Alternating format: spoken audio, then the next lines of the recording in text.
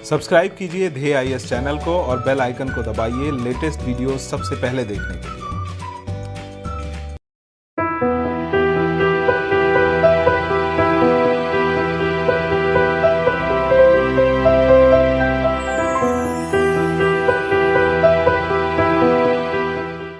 नमस्कार, मैं सुनील वर्मा ध्येय आईएएस टीम की ओर से आपका स्वागत करता हूं ध्येय टीवी पर। हम बात करेंगे डेली करंट अफेयर्स के अपने प्रोग्राम पर, जैसा कि हम प्रतिदिन करते आए हैं। इस वीडियो के माध्यम से मैं दो टॉपिक आपके साथ डिस्कस करूंगा। पहला जो टॉपिक है, जो कि आपकी स्क्रीन पर दिखाई दे रहा है, ये परीक्षा के पॉइंट ऑफ व्यू से बहुत ही ज़्यादा इंपॉर्टेंट है। यह जो टॉपिक है, जैसा कि आपको लिखा दिखाई दे रहा है, इसमें हम डिस्कस करेंगे सॉवरेन गोल्ड बॉन्ड। यह जो टॉपिक है, इस पर काफ़ी रिसर्च करने के बाद मैंने आपके लिए तैयार किया है। उम्मीद करता हूं बहुत ज़्यादा पसंद आएगा। वहीं जो दूसरी खबर होगी, उसमें हम डिस्कस करेंगे चीन द्वारा परमाणु परीक्षण। देखेंगे कि पूरी दुनिया जब कोरोना वायरस से त्रस्त है, ऐसे समय में चीन की कौन सी ऐसी हरकतें हैं जिनकी वजह से पूरे विश्व में एक चिंता की लहर उभर आई।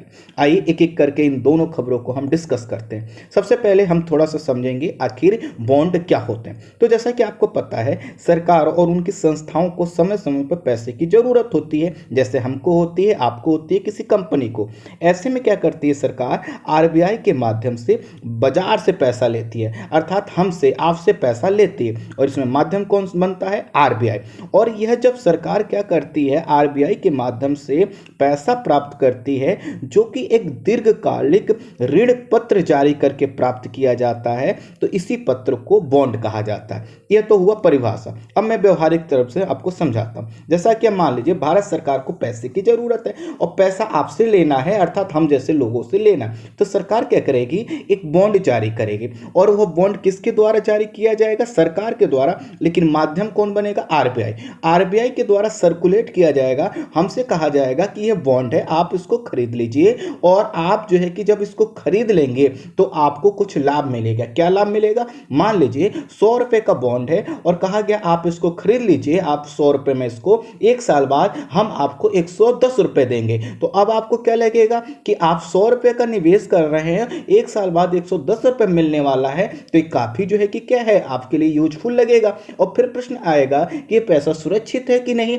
तो स्वाभाविक है, इसमें मीडियोकर मध्य में कौन है? आरबीआई। और पूरी जो इसमें जिम्मेदारी हो किसकी है? सरकार की है। और सरकार है, सरकार जो है कि डिफॉल्टर तो होगी नहीं, तो इसलिए क्या करेंगे? आप पैसा निवेश कर देंगे। तो यह जो पैसा लिया गया 1 साल, 2 साल, 10 साल, 20 साल के लिए, जब इसी तरह का पैसा सरकार बाजार से, अर्थात हम लोगों से किसी ऋण पत्र को जारी करके प्राप्त करती है, जो कि दीर्घकालिक होता है, तो ऐसे ही ऋण पत्रों को बॉन्ड्स के नाम से जाना जाता है। और इसी प्रकार के अगर जो है कि प्राइवेट कंपनी को पैसे की जरूरत है, और इसी प्रकार का ऋण पत्र जो कि दीर्घकालिक होता है, अगर जो है कि कंपनी के द्वारा जारी किया जाता है, तो इसको डिवेंचर के नाम से जानते हैं। तो कुल मिलाकर हमने दो शब्द समझा, बॉन्ड्स और जो है कि डिवेंचर। डिवेंचर प्राइवेट कंपनियों के संदर्भ में, और बॉन्ड सरकारी जो है सरकार और उसकी संस्थाओं के संदर्भ में। अब देखिए, बॉन्ड जारी करते समय प्रत्येक बॉन्ड का एक फेस वैल्यू होता है। इसका मतलब यह है कि जैसे आप नोट देखते हैं तो उस पर लिखा रहता है 100 रुपए, 200 रुपए, 500 रुपए। ठीक इसी तरह जब यह ऋण पत्र जारी किया जाएगा, तो इस पर पेज पर लिखा रहेगा कि ये बॉन्ड कितने का, 1000 रुपए का है, 2000 रुपए का। तो जो लिखा हुआ आपको प्राइस दिखाई देगा, उसको बोला जाता है फेस वैल्यू। ये जितने शब्द हैं, मैं चाहता तो आपको सॉवरेन गोल्ड बॉन्ड डायरेक्ट बता देता, लेकिन जब एग्जाम में पूछा जाएगा तो इस प्रकार के स्टेटमेंट जरूर दिए जाएंगे। और यहीं पे क्या होता है, हमारा करंट अफेयर्स और जो स्टैटिक वाला एरिया है, दोनों में गैप आ जाता है, और इसके वजह से हमारे क्वेश्चन गलत होते हैं। तो देखिए, हमने फेस वैल्यू क्या समझा कि जो बॉन्ड्स के ऊपर लिखा है, कि मान लीजिए मैंने आपसे कहा कि आप 100 रुपए का ले रहे हैं, तो 100 रुपए उस पर लिखा होगा, तो एक जो लिखा हुआ प्राइस दिखाई देता है बॉन्ड पर, वह होता है फेस वैल्यू।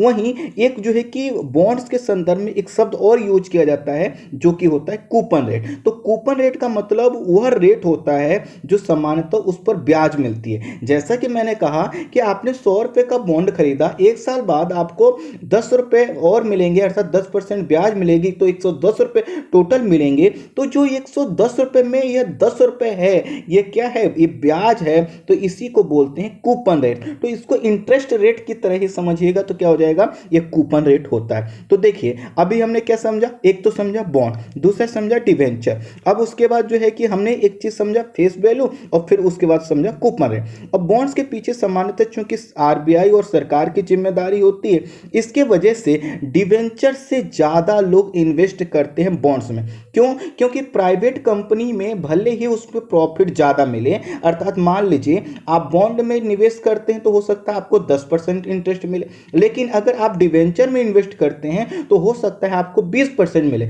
लेकिन फिर भी बावजूद इसके आप क्या करेंगे, जो है कि डिवेंचर से ज्यादा बॉन्ड में निवेश करेंगे, और वह इस वजह से करेंगे बॉन्ड में जिससे क्या हो, आपका पैसा सुरक्षित रहे। अर्थात आपको पता है कंपनी तो डिफॉल्टर हो सकती है, आए दिन आप देखते हैं, लेकिन सरकार ऐसा नहीं कर सकती, सरकार आपको एक एक पैसा लौटाएगी। इसलिए इसमें जो डिवेंचर से कम रेट इंटरेस्ट रेट होते हुए भी बॉन्ड्स में जो है कि लोग क्या करते हैं, पैसा ज्यादा निवेश करते हैं। अब उसी को देखिए, आपने डिवेंचर समझ लिया तो एक शब्द और सुनते होंगे, वह होता है इक्विटी।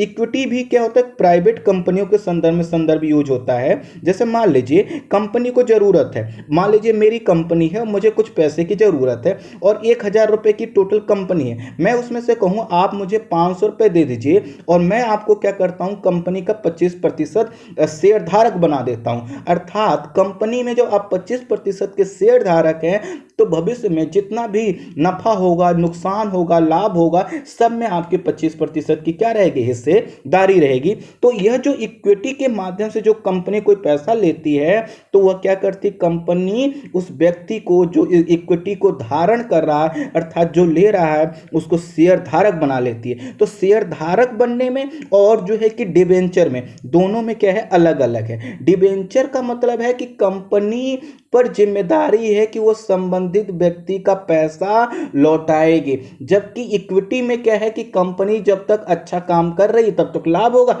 और जब घाटे में जाएगी तो घाटा होगा। जबकि डिबेंचर के संदर्भ में क्या है, अगर आपने 100 रुपये लिया है मुझसे, आपकी कंपनी है, तो आपकी कंपनी भले ही घाटे में जाए, मुझे आपको 100 रुपये क्या करना होगा, देना होगा। तो यह हमने समझा क्या कि एक तरह से हमने इक्विटी के संदर्भ में समझा। तो इक्विटी और डिबेंचर में क्या अंतर है, जैसा कि मैंने कहा इक्विटी में व्यक्ति शेयर धारक बन जाता है और दूसरा जो आपका डिबेंचर है तो कंपनी पर यह लायबिलिटी को दिखाता है कि भैया आपने तो ऋण लिया है, ये दिखाना है। तो जो बैलेंस शीट तैयार करते हैं उसमें उनकी क्या होती है, लायबिलिटी के रूप में शो करती है।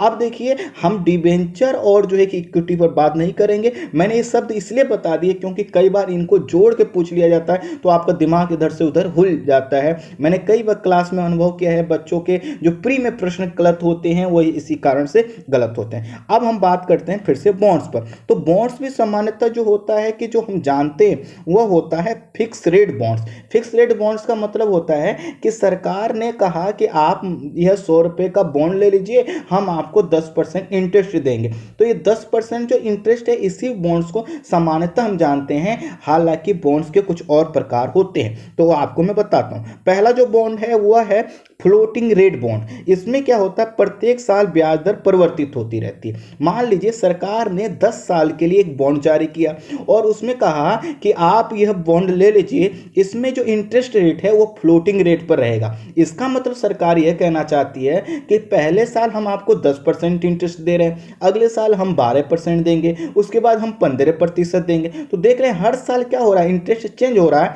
तो ऐसे बॉन्ड्स को हम बोलते हैं फ्लोटिंग रेट बॉन्ड्स। वहीं जो दूसरा है वो है फिक्स्ड रेट बॉन्ड्स। जैसा कि मैंने आपको बताया सामान्यतः जो बॉन्ड्स अधिकांश जो होते हैं वह फिक्स रेट होते हैं, अर्थात इसमें ब्याज दर में कोई परिवर्तन नहीं होता जब तक पूरी मैच्योरिटी तक वह क्या रहेगा, सेम रेट बना रहेगा। अर्थात सरकार ने कहा कि मान लीजिए 8 साल के लिए आप हमको से ये बॉन्ड ले लीजिए और उस पर हम 2.5% इंटरेस्ट दे रहे हैं, तो 8 साल आपको क्या होगा, 2.5% ही जो है कि इंटरेस्ट मिलेगा, उसमें कोई परिवर्तन नहीं होगा। तीसरा जो बॉन्ड्स होता है वो होता है इन्फ्लेशन इंडेक्स बॉन्ड। इसमें क्या होता है कि महंगाई जैसे जैसे बढ़ती है या परिवर्तित होती है तो उसके हिसाब से जो आपका इंटरेस्ट रेट है वह क्या होता है, चेंज होता है। मान लीजिए अभी आपने बॉन्ड्स खरीदा और महंगाई एक महीने बाद मालूम चला 10% बढ़ गई, तो आपको लगेगा ये मेरा पैसा तो क्या हो गया, अगर अब मैं ले लूं तो ज़्यादा लाभ नहीं मिलेगा। तो क्या होता है, उस चीज़ को कवर करने के लिए इन्फ्लेशन अर्थात जितनी महंगाई बढ़ रही है उसको समायोजित करके जब बॉन्ड्स में आपके पैसे वापस किए जाते हैं तो उसको बोलते हैं इन्फ्लेशन इंडेक्स बॉन्ड। वहीं चौथा जो होता है वह होता है ऑप्शन बॉन्ड्स। ऑप्शन बॉन्ड्स भी दो प्रकार का होता है, अर्थात जब कोई व्यक्ति ऑप्शन बॉन्ड्स खरीदता है तो वो भी दो करके उसके पास विकल्प होते हैं। एक होता है बॉन्ड विथ कॉल ऑप्शन। इसमें क्या होता है कि मान लीजिए कंपनी या संस्था, यहाँ कंपनी का संदर्भ में सरकारी कंपनियों से ले रहा हूं, तो कंपनी या संस्था या सरकार के पास यह विकल्प होता है कि वो समय से पहले बॉन्ड्स को वापस ले सकती है। जैसा कि मैंने आपसे कहा कि सरकार ने एक बॉन्ड्स जारी किया 10 साल के लिए, लेकिन सरकार को लगता है नहीं हमें अब 5 साल के बाद ही क्या करना, वापस लेना है, तो इस व्यवस्था को बोला जाता है बॉन्ड विथ कॉल ऑप्शन। लेकिन ये उसी बॉन्ड्स के लिए हो सकता है जिस बॉन्ड्स के साथ लिखा होगा bond with call option, otherwise her bonds के लिए व्यवस्था नहीं होती। ध्यान रखिएगा, जो जितनी मैं टेक्निकलिटीज बता रहा हूं ये काफी इंपॉर्टेंट है। वहीं जो दूसरा ऑप्शन है ऑप्शन बॉन्ड्स में वह है बॉन्ड विथ पुट ऑप्शन। तो देखिए बॉन्ड विथ कॉल ऑप्शन किसके पास था, कंपनी संस्था अर्थात सरकार के पास यह क्या था, जिम्मेदारी थी या उसके ऊपर ही निर्भर करता था कि वो कब वापस ले ले। ठीक इसी तरह से जैसे हमने आपने पैसा अगर लगाया है तो हमारे पास भी कोई विकल्प होना चाहिए, तो इसको बोला जाता है बॉन्ड विथ पुट ऑप्शन। अर्थात इसमें बॉन्ड धारक के पास ये विकल्प होता है कि वो बॉन्ड्स कभी भी बेच सकता है। जैसे मान लीजिए सरकार ने कहा कि आप क्या करिए, सॉवरेन गोल्ड बॉन्ड ले लीजिए। अब मुझे लग रहा है कि मैं 8 साल तक उसको कैरी नहीं कर सकता, तो अगर उसमें लिखा है कि यह बॉन्ड क्या है, बॉन्ड विथ पुट ऑप्शन के साथ है, तो इसका मतलब है कि मुझे साल 2 साल बाद मुझे लगेगा कि मुझे मेरे घर पे पैसे की जरूरत है, मैं इस बॉन्ड्स को लंबे समय तक कैरी नहीं कर सकता, तो मैं बेच सकता हूं। लेकिन यह उसी बॉन्ड्स को के साथ हो सकता है जिसके साथ लिखा हो bond with put option. I hope आप समझ पाए होंगे। अब आइए मैं आपको टॉपिक पर जो वर्तमान संदर्भ है उस पर लाता हूं। इतनी कहानी मैंने इसलिए नहीं सुनाई कि मुझे समय पास करना, इसलिए कि आपके एग्जाम में जब प्रश्न बनते हैं तो इसी तरह से जो आपके करंट और स्टैटिक्स वाले एरिया है अर्थात ट्रेडिशनल एरिया है उससे जोड़कर बनते हैं। अब देखिए वर्तमान समय में जब पूरा विश्व कोरोना वायरस से प्रभावित है, सभी जगह उत्पादन ठप है, शेयर बाजार नीचे जा रहे हैं, इस समय ऐसे में एक नई प्रवृत्ति भी मार्केट में देखी जा रही है। वह क्या है कि सोने का मूल्य बढ़ रहा है। आपको पता है डिमोनेटाइजेशन जब हुआ था तो उस समय क्या हुआ था, लोगों ने बहुत बड़ी मात्रा में पैसा सोना खरीदना चालू कर दिया और इससे ये लगा कि पैसा तो अब किसी काम का रहा नहीं, इसको तो बहुत ज़्यादा लेकर झंझट उड़ बैंकों में ले जाकर जमा करना होगा, बहुत दिक्कतें आई, तो उन्होंने क्या किया, सोना खरीदना चालू कर दिया। तो जिस तरह से उस समय सोने के दाम बढ़े थे, वर्तमान समय भी ऐसे ही शेयर मार्केट्स में सोने के दाम बढ़ रहे हैं। ऐसे समय में सरकार को भी क्या है, पैसे की आवश्यकता है, तो उसको लगा कि लोग इतना अगर जो सोने का दाम बढ़ रहा है ये इस वजह से बढ़ रहा है कि लोग सोने की डिमांड ज़्यादा कर रहे हैं और इसी समय सरकार को पैसे की ज़रूरत है क्योंकि कोविड-19 से उसको निपटना है। तो सरकार ने घोषणा किया है कि वह 20 अप्रैल से 4 सितंबर के बीच 6 बार सॉवरेन गोल्ड बॉन्ड जो है कि जारी करेगी। सॉवरेन गोल्ड बॉन्ड को SGB के नाम से भी जाना जाता है, जो इसका शॉर्ट फॉर्म है।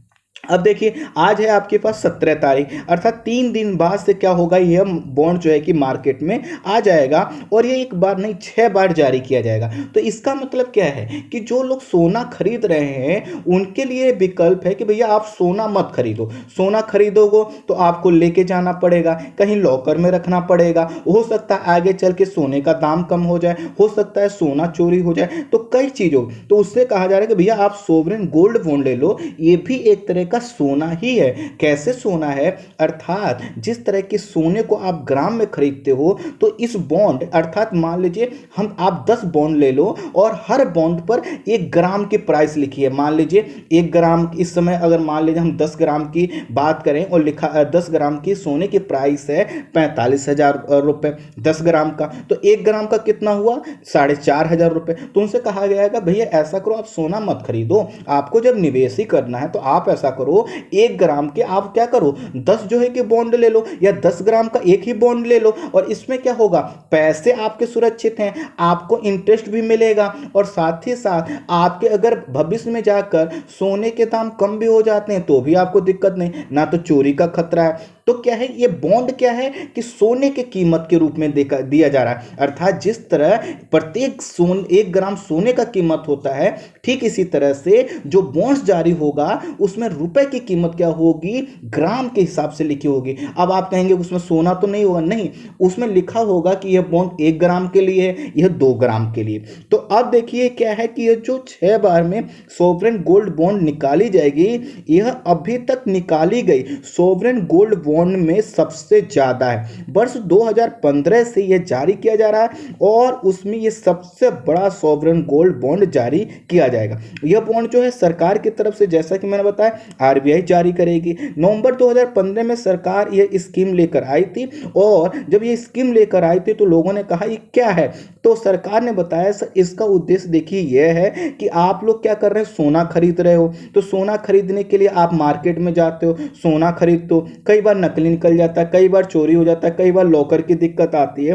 तो सरकार ने कहा कि हम चाहते हैं कि हम जो सोना आप खरीदते हो वो हमें आयात करना पड़ता है, तो हम आयात ना करें, आपको भी कोई दिक्कत ना हो, तो आप क्या करो, अपने पैसे को इस तरह के सोने के बॉन्ड में लगा दो।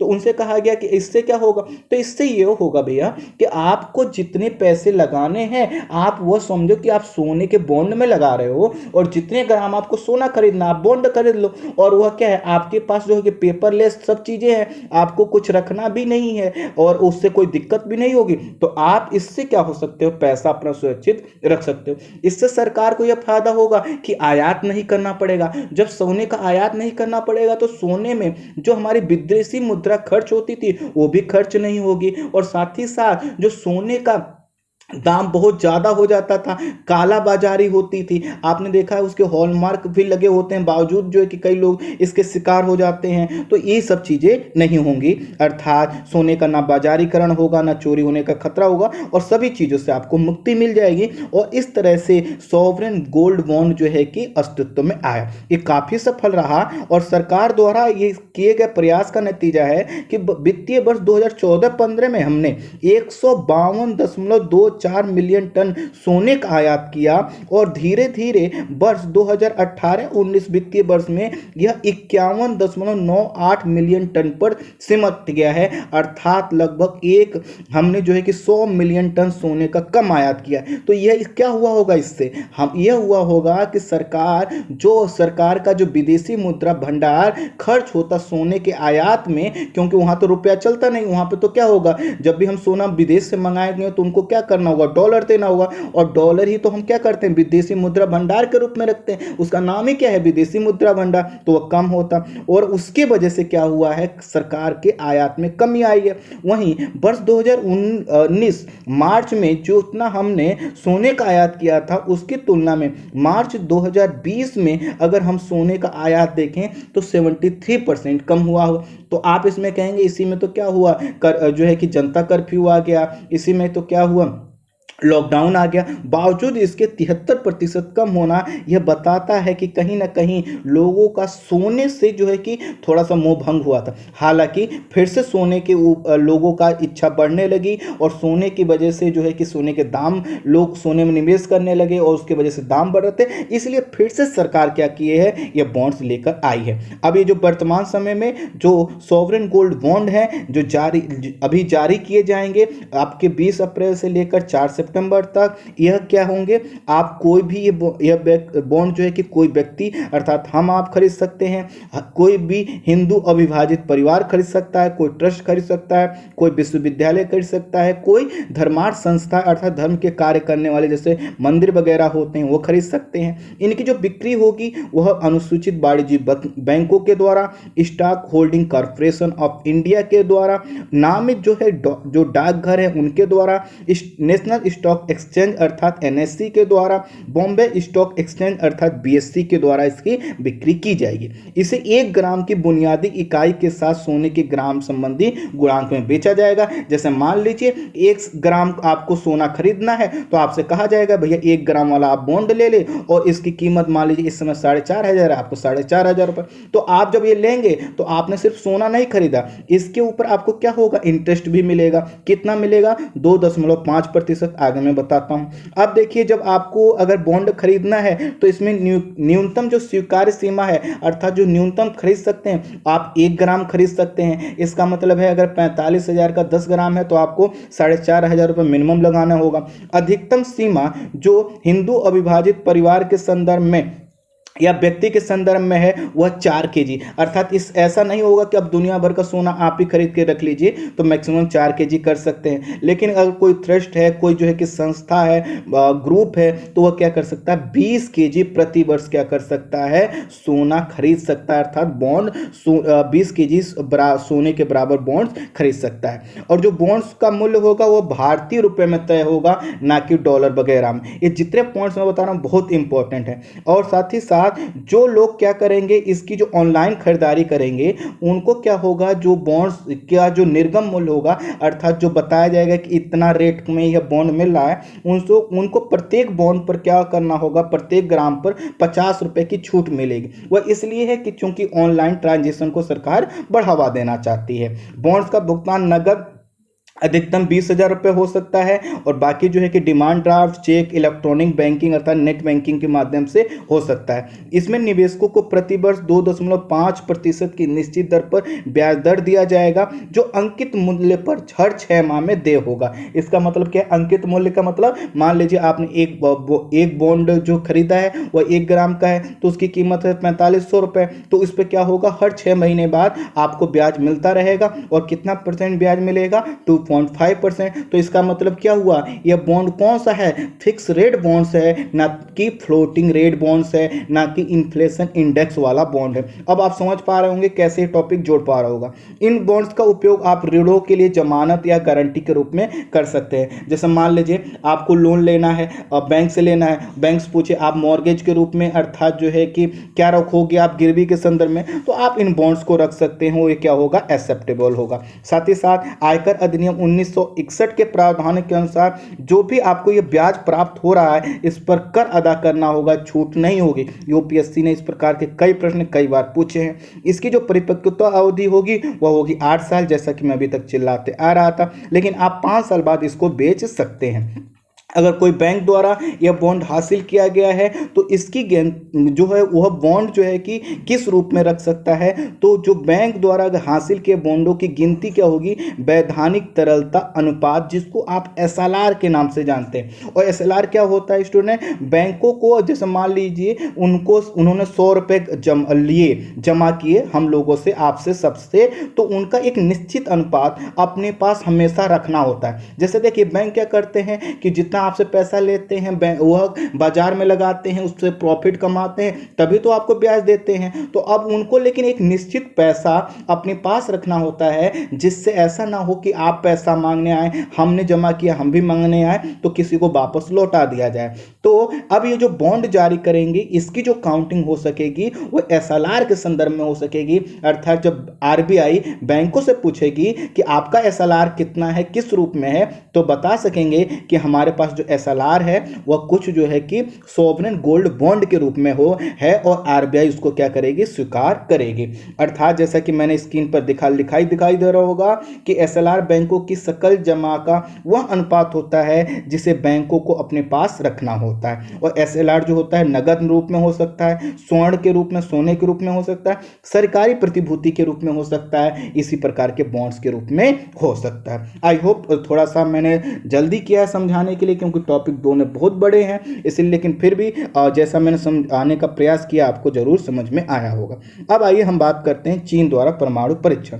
अब देखिए एक शब्द देखिए जो स्क्रीन पे आपको लिखा दिखाई दे रहा है वह है आपका लोपनूर। तो यह आप जो लोपनूर है इसको आप देख पा रहे होंगे, यही जो स्थान है यही चर्चा का केंद्र बना हुआ है। तो ये जो लोपनूर है ये कहाँ पे है, ये चीन में है। और मैं इसको आपको स्पेसिफाई कर दूं तो देखिए आपको फिर से मैं एक इमेज दिखा देता हूँ। ये रहा आपका चाइना और ये रहा आपका लोपनूर। और लोपनूर से पास में अगर देखेंगे तो आपको एक देखिए एक एरिया दिखाई दे रहा है आपका जो है कि तारिम बेसिन दिखाई दे रहा है, और उसके साथ साथ जो है कि आपका ये झुंगर जो है कि बेसिन दिखाई दे रहा है। तो ये जो जितने शब्द हैं ये कभी कई बार आपसे पूछे जा सकते हैं। और जो है कि देखिए आपका पामीर का पठार दिखाई दे रहा है। तो ये सब जो शब्द हैं यूज होंगे। तो आइए एक एक करके मैं इस टॉपिक को आपको पूरा समझाता हूँ। आप थोड़ा सा जो है कि लोपनूर को देख रहे हैं तो तिब्बतन प्लेटू को भी देख लीजिए, इससे थोड़ा सा और स्थिति क्लियर हो पाएगी।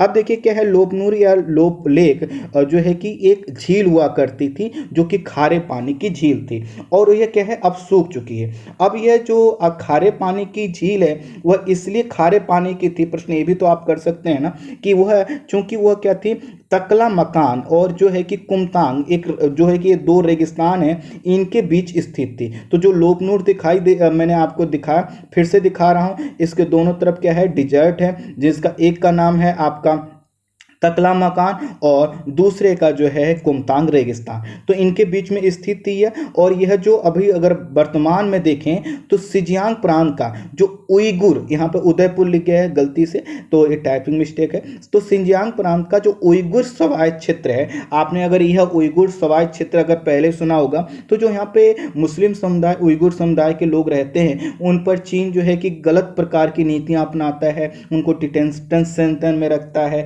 कई प्रकार के और भी अत्याचार किए जाते हैं। अंतर्राष्ट्रीय रूप में इसी को लेकर चीन की काफी आलोचना होती रही है। तो वहीं पर उसी के दक्षिणी पूर्वी क्षेत्र में यह स्थित है लोपनूर क्षेत्र। अब ये क्या हुआ, जो साल्ट लेक था अर्थात खारे पानी की झील थी, अब ये सूख चुकी है। सूखने के बाद यहाँ पर जो है कि इस क्षेत्र का प्रयोग जो है यहाँ पे बड़ी मात्रा में यहाँ पे पोटास प्राप्त होता था, उसके खनन के लिए किया गया। ये देखिए बहुत इंपॉर्टेंट है। कई बार क्या होता है कि हम उन चीजों को ध्यान नहीं देते जो कि वहां से मिनरल्स के रूप में होती। तो यह जो क्षेत्र है आपका पोटास के लिए फेमस था और यहाँ पे बड़ी मात्रा में पोटास निकाला गया। पोटास निकालने के लिए क्या किया जाएगा, माइनिंग किया जाएगा। और माइनिंग करने के लिए यहाँ पर क्या हुआ, बहुत बड़े गड़े जो कि बड़े बड़े जो है कि यहाँ पे गड्ढे बन गए हैं। और ये जो गड्ढे हैं ये कई जगह अंडरग्राउंड जैसे गुफाओं जैसी संरचना में तब्दील हो गए। लेकिन यहाँ पर एक और गतिविधि होती थी और यहाँ पे क्या होता, चीन का परमाणु परीक्षण का स्टेशन केंद्र, जैसे आपने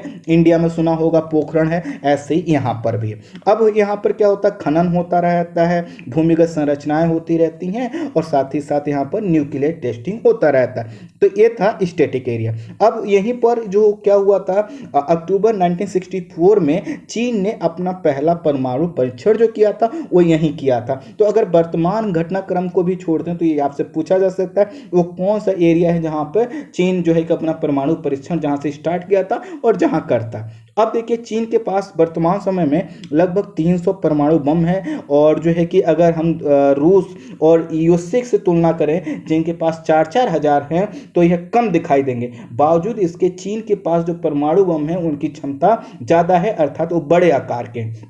वर्तमान समय में अब क्या हुआ है, हाल ही में यूएसए के डिपार्टमेंट ऑफ स्टेट ने अर्थात वहां के सरकारी विभाग ने executive summary on finding on adherence and जो है कि compliance with arms control non proliferation and disarmament agreement and commitment. देखिए इस स्क्रीन पे आपके लिखा हुआ है, तो अगर आप थोड़ा सा मैं तेज पढ़ रहा हूं तो आप इसको पढ़ लीजिए। नामक रिपोर्ट जारी किया है और इसमें इसने कहा है कि उनकी इंटेलिजेंस को यह जानकारी हासिल हुई है कि लोपनूर साइट जो लोपनूर झील का क्षेत्र है वहां पर चीन उच्च स्तर का अर्थात हाई लेवल की एक्टिविटी कर रहा है। और इस हाई लेवल एक्टिविटी का संबंध है आपके जो है कि परमाणु परीक्षण से। आपको याद हो तो कुछ समय पहले एक मूवी आई थी परमाणु, तो उसमें आपने एक चीज देखा था कि उसमें क्या किया जाता है कि जो यूएसए का जो सैटेलाइट है वह जो है जब पोखरण क्षेत्र पर पड़ता है तो ऐसे समय वहां पर एक्टिविटी की जाती है जिससे सैटेलाइट उसको उसको रिकॉर्ड ना कर ले। और इसी के कारण रात में किसी एक निश्चित समय पर हर प्रतिदिन काम किया जाता है। और प्रतिदिन जब काम किया जाता है तो इसलिए कि उसी समय किया जाता है जिससे वह सैटेलाइट कैच ना कर ले। अर्थात वर्तमान समय में कई ऐसी सैटेलाइट्स हैं जिनके माध्यम से हर एक्टिविटी पर क्या होती है, नजर रखी जाती है। तो इसी प्रकार यूएसए को यह जानकारी हुई है कि वहां पर हाई लेवल की एक्टिविटी हो रही है। और हाई लेवल की एक्टिविटी दो ही कारणों से हो सकती है, या तो आप माइनिंग कर रहे हो या फिर क्या कर रहे हो, जो आपका मेन काम वहां पे है और वह क्या है, एटॉमिक टेस्ट तो आप वह कर रहे हो। तो कुल मिलाकर यहाँ पर यूएसए के अनुसार यहाँ पर 2019 में बहुत उच्च स्तर की गतिविधियां देखी गई हैं। और रिपोर्ट में चीन पर गैर वैधानिक तरीके से अपना परमाणु जखीरा बढ़ाने का आरोप लगाया गया है। और रिपोर्ट में एक शब्द यूज किया गया है और वह है जीरो यील्ड स्टैंडर्ड। कहा गया है रिपोर्ट में कि इस समय जो चीन है वह जीरो यील्ड स्टैंडर्ड का उल्लंघन कर रहा है। तो सबसे पहले आप ये समझ लीजिए जीरो यील्ड क्या होता है। इसका मतलब ऐसे छोटे विस्फोट से होता है जिसमें चैन रिएक्शन नहीं होता। आप कहेंगे नया क्या आ गया। आप एक चीज़ समझिए कि आपने देखा होगा कि जब आप पटाखे चलाते हैं तो आपने देखा है ना कि जैसे पटाखे की लड़ियाँ होती हैं तो एक क्या होता है, जैसे फूटता है तो दूसरे में अपने आप आग लग जाती है। ठीक इसी तरह से क्या होता है, आप पत्थर को टकराइए तो पत्थर में अगर टकराते हैं तो उसमें चिंगारी उन्हीं कणों से निकलेगी जो टकराते हैं, होता है ना ऐसा ही। तो परमाणु बम में क्या होता है कि जब परमाणु बम फटते हैं तो एक कण फटता है तो उसमें से कई कण निकलते हैं, आपस में वो फटने लगते हैं। तो धीरे धीरे एक चैन बनती चली जाती है और विद इन सेकेंड काफ़ी ज़्यादा परमाणु जो कि क्या होते हैं, फटते हैं, उससे अपार ऊर्जा मुक्त होती है। जैसे आप देखिए न्यूक्लियर आप जो रिएक्टर बनाते हैं तो न्यूक्लियर रिएक्टर में आपने देखा होगा कि जो यूरेनियम 235 की रॉड होती है उस पर न्यूट्रॉन की तो बमबारी करते हैं जिससे यूरेनियम टूटे, लेकिन इतनी तेजी से ना टूटे कि वह पूरा रिएक्टर ही उड़ जाए। तो आप क्या करते हैं, बहुत धीमी गति से उसको तोड़ते हैं। तो उसमें क्या करते हैं कि चैन रिएक्शन, अर्थात एक अणु टूटे फिर कई अणु टूटे और लगातार एक विस्फोटक श्रृंखला बन जाए, ऐसा ना हो। तो इसी को बोलते हैं चैन रिएक्शन का ना होने देना। तो चैन रिएक्शन का ना होने देना ही क्या कहलाता है, जीरो यील्ड जो है कि स्टैंडर्ड कहलाता है। इसका मतलब क्या है कि इसमें जो उत्पादन हो रहा है वह जीरो हो रहा है। यील्ड का मतलब होता है बनना, उत्पादन होना। तो इस तरह से जब छोटे छोटे जो परीक्षण किए जाते हैं तो इन्हीं को बोला जाता है जीरो यील्ड स्टैंडर्ड। अब क्या होता है कि एक हमारे पास संधि और पहला चाहिए इसको समझ लीजिए कि इसमें रिपोर्ट में क्या कहा गया है कि इस समय वह क्या कर रहा है कि कई छोटे छोटे जो कि परीक्षण कर रहा है और परीक्षण के साथ साथ वह जीरो यील्ड जो स्टैंडर्ड है उससे भी ऊपर उठ रहा है। तो अब प्रश्न आएगा तो परीक्षण होता है, चाहे जीरो यील्ड हो या अलग हो, लेकिन ऐसा नहीं होता। एक संधि है जिसके विषय में ज़्यादा हम बात नहीं करेंगे लेकिन फिर भी समझिए, एक संधि है जिसका नाम है CTBT अर्थात comprehensive nuclear test ban treaty. इसमें क्या किया गया है, जीरो यील्ड स्टैंडर्ड को स्वीकार किया गया है। अर्थात अगर आप CTBT के हस्ताक्षरकर्ता देश हैं तो आप क्या कर सकते हैं, जीरो यील्ड जो स्टैंडर्ड है वहां तक का आप टेस्ट कर सकते हैं, उससे बड़ा टेस्ट नहीं कर सकते। अर्थात ऐसा कोई टेस्ट नहीं कर सकते जिसमें चैन रिएक्शन बनती है, जबकि जीरो स्टैंडर्ड जो यील्ड स्टैंडर्ड है उसमें क्या होता है, चैन रिएक्शन नहीं बनती।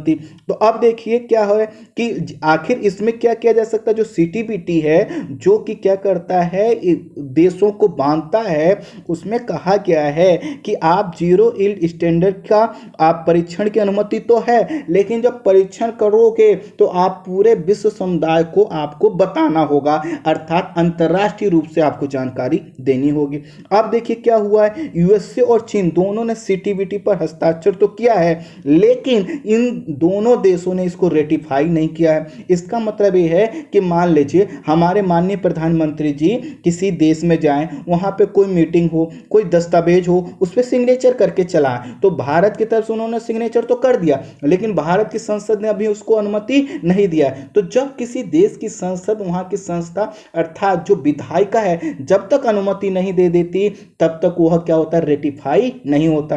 तो देखिए यूएसए और चीन दोनों ने क्या किया है, इस पर हस्ताक्षर किए हैं लेकिन रेटिफाई नहीं किया है। जब कोई रेटिफाई कर देता है तो उसका मतलब है उसके प्रावधानों के अधीन ही उसको काम करना होगा, अगर वह उससे अलग करता है तो ये गैर कानूनी है। लेकिन फिर भी दोनों देश यह कहते हैं कि भाई हम तो इसके लिए प्रतिबद्ध हैं, अर्थात जो सीटीबीटी जो ट्रीटी है उसको हम मानते हैं। अब कहा यह क्या है कि चीन क्या कर रहा है, सीटीबीटी के इसी जो है कि क्या कर रहा है, ट्रीटी का उल्लंघन कर रहा है। और इसमें जो उल्लंघन है इसमें यह कहा गया है, मैं आपको बता दूं कि आखिर सीटीबीटी में कहा गया। देखिए सीटीबीटी जो है यह जो आपकी ट्रीटी है ये 1996 में अस्तित्व में आई। इसमें कहा यह गया है कि दुनिया में 1996 में कहा जा रहा है दुनिया में अब किसी प्रकार का न्यूक्लियर टेस्ट नहीं किया जाएगा। इसमें अपवाद क्या है कि जीरो यील्ड जो है कि टेस्ट हो सकता है। तो इसमें क्या कहा है कि दुनिया में किसी प्रकार का न्यूक्लियर टेस्ट नहीं किया जाएगा, जितने टेस्ट अब तक हो चुके हैं वह पर्याप्त हैं। अब अगर कोई देश ऐसा करता है तो उसको क्या मिलेगी, सजा मिलेगी। यह ट्रीटी थी। अब इस ट्रीटी पर दोनों ने क्या किए, हस्ताक्षर तो किए नहीं है लेकिन फिर भी कह रहे हैं कि हम इस ट्रीटी को मान रहे हैं। तो इस रिपोर्ट में, जो कि रिपोर्ट का मैंने नाम बताया, जो यूनाइटेड स्टेट का डिपार्टमेंट का है, स्टेट ऑफ डिपार्टमेंट का, उसने ये कहा है कि सिर्फ यही बात नहीं है कि यह जो है कि परमाणु परीक्षण कर रहे हैं, बल्कि इस रिपोर्ट में बायोलॉजिकल वीपन्स कन्वेंशन के उल्लंघन की आशंका भी प्रकट की गई है। अर्थात यूएसए कह रहा है कि उसे संशय है कि चीन ने अपना जो बायोलॉजिकल वेपन निर्माण का जो प्रोग्राम था उसको बंद कर दिया है। यूएसए के अनुसार हो सकता है वह चालू हो, अर्थात बायोलॉजिकल वेपन बनाया जा रहा हो।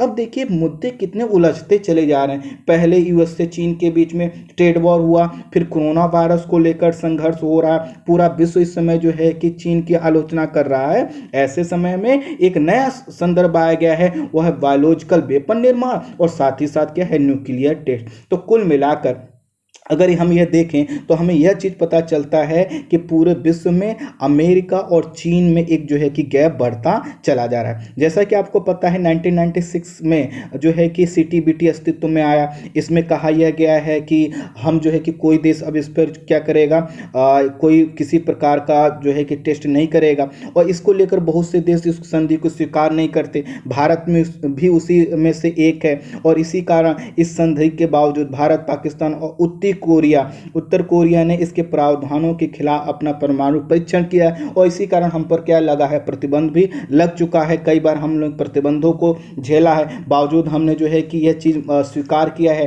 कि हम परमाणु बम किसी देश के लिए नहीं बना रहे हैं, सिर्फ इसलिए बना रहे हैं कि हम पर अगर परमाणु हमला होता है तो हम सिर्फ बचाव करेंगे, अर्थात हम पहले यूज नहीं करेंगे जब तक कि हम पर हमला नहीं होगा। तो कुल मिलाकर अगर हम सीटीबीटी को लेकर बात करें तो आखिर चीन जैसे उल्लंघन कर रहा, हम भी उल्लंघन कर चुके हैं। लेकिन एक चीज ध्यान दीजिए कि हमने क्या किया, सीटीबीटी पर हस्ताक्षर नहीं किया है, चीन ने क्या किया, हस्ताक्षर किया है। तो कुल मिलाकर हमने जो हस्ताक्षर ही नहीं किया तो हमारे ऊपर किस बार का जो है कि दबाव, किस प्रकार की प्रतिबद्धता।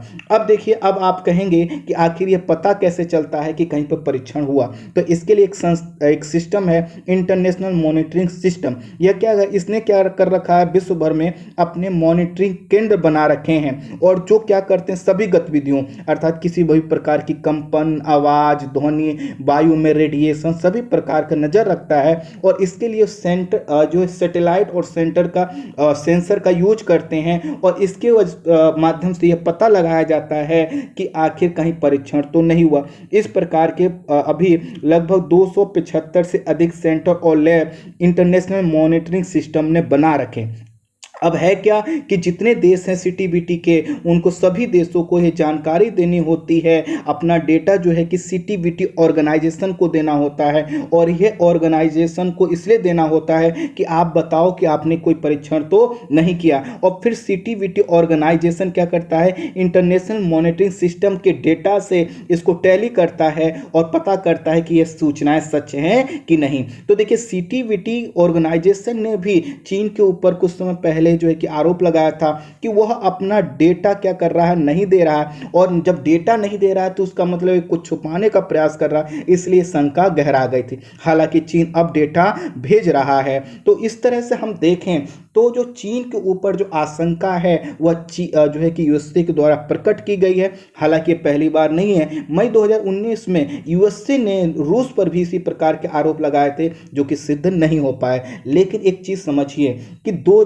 हमारे सामने तथ्य हैं। एक है या तो यूएसए झूठ बोला या चीन झूठ बोल रहा है। यूएसए की जो नीति रही है वो हर देश के खिलाफ क्या करता है, परमाणु, चाहे ईरान हो, आपने देखा होगा इराक हो, हर जो भी गल्फ कंट्री हो या अन्य जो देश हो, वहाँ पर परमाणु बम का वह सहारा लेता आया है। वहीं चीन जो कि कोरोना वायरस की वजह से जो बताया जा रहा था कि कोरोना वायरस को अपने लैब में बना रहा था, अभी जो बायोलॉजिकल वेपन की बात आई है तो कहीं ना कहीं इस समय पूरे विश्व में एक अविश्वास है। उसी प्रकार का अविश्वास है जिस प्रकार का अविश्वास आपको याद हो तो दूसरा जो सेकेंड वर्ल्ड वॉर के बाद शीत युद्ध के समय था। शीत युद्ध में क्या हो रहा था, लड़ाई तो नहीं हो रही थी लेकिन कहीं ना कहीं तनाव अपने चरम पर था।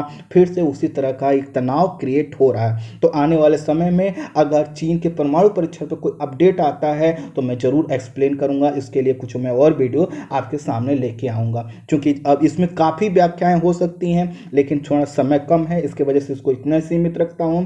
लेकिन फिर भी कोई भी आपका प्रश्न हो तो मुझे बताइएगा। Thank you so much.